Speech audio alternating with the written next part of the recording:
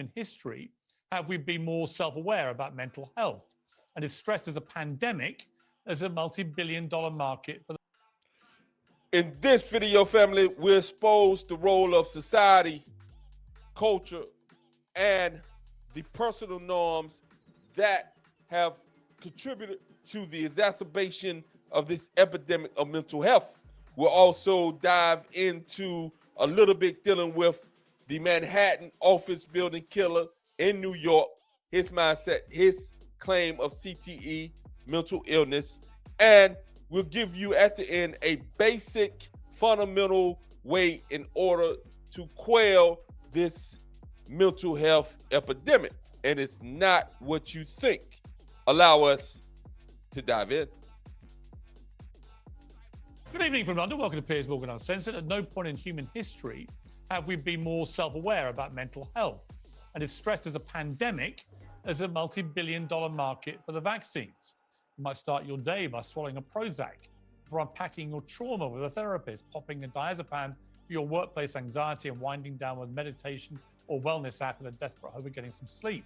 If you've got it, there's a product for it. We've never been more medicated, more therapized, or more legitimized for confronting our feelings, and many would say quite right too. But every study is now telling us that we've also never apparently been more depressed or riddled. And this is the dilemma. What we have encountered is an unnatural way to treat a mental illness. And there are levels to these mental illnesses. What I like to do is distinguish them. The neurotic mental illnesses are of the lower level, meaning the depression, the anxiety, the mood swings and changes of that nature, the aggression and those type of things. Those can be classified as neurotic type of symptoms and behaviors and issues. On the higher level, we're dealing with the schizophrenias, the psychopaths, the sociopaths. That's a little higher. But what we're dealing with when we're dealing with the depression, the anxiety, the panic, and all those things, the feeling of unworthiness and things of that nature, we're dealing with a slight neurotic issue within the brain, and many things are causing these things to be real. And I'm not saying that they are not real, because they are. But what has happened is the pharmaceutical industry, like all other industries, have seen what is taking place, and they are profiting off of this actual epidemic of mental illnesses on the lower level. And their products do not change the condition of these individuals.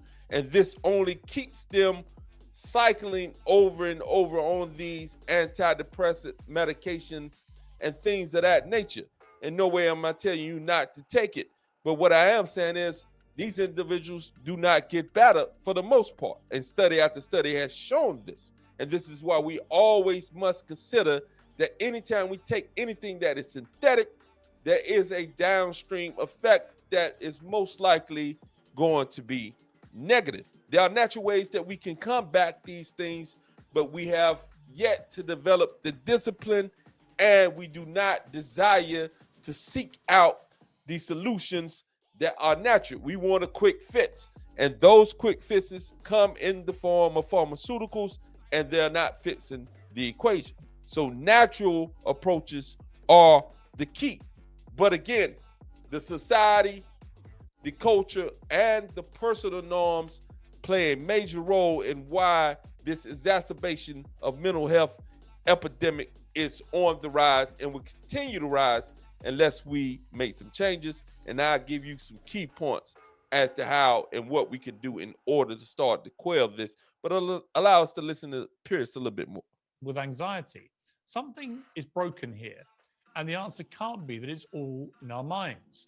A new study published today said that Gen Z employees in Britain miss an average of one workday every single week due to mental health. Allow me to jump in real quick. Yeah, it is not all in our minds. It is actually in our biological and genetic makeup that a lot of us have been born compromised due to our mother and father's eggs being exposed to toxic, whether it be alcohol, drugs, or just the toxicity of the foods that they were eating, and their egg and sperm, when they met for the offspring, were compromised. And this is the foundation of a lot of these subtle neurotic things that are happening within us, along with societal things that are pushing people to the edge, as well as cultural norms that people engage in that are not healthy for the mental, emotional, and the lack of personal development.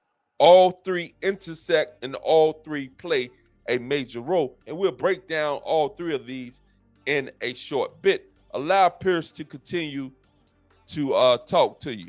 Talk to him, Piers. Costing the nation a rather stressful $138 billion pounds a year. And to be clear from the outset, mental illness is a deadly serious thing. Like every serious illness, it needs serious treatment. I would never question people who are clinically depressed or genuinely suicidal. But I do think it's time to draw a line between mental illness and mental health. Matt Walsh, who's been on the show many times, stirred an emotive debate about this in recent days when he tweeted that depression is one of the basic side effects of being conscious. He later said that labeling negative emotions and behaviors as diseases is exactly the problem, precisely what the psychiatric field has done. Maybe he has a point.